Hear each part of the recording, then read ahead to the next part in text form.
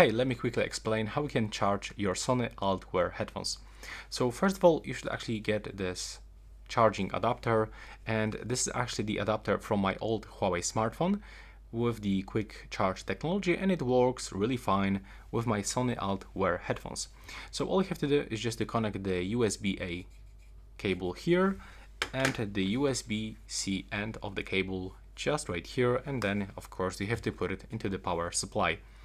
But it's actually recommended by Sony to use adapters between 2 to 2.5 watts.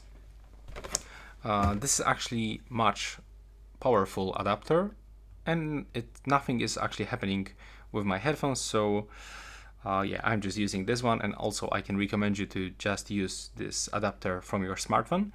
And the second way is just to connect the cable. Also, I'm using cable from my Huawei phone. So you can actually connect this cable straight into your USB-C port and the headphones, and this second end you can, for example, connect into your PC, to your game console, or for example to your monitor or TV, and also you will recharge your headphones.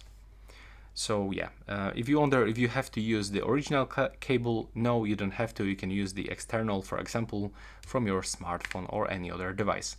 And this is it for this video right now. Please subscribe to my channel.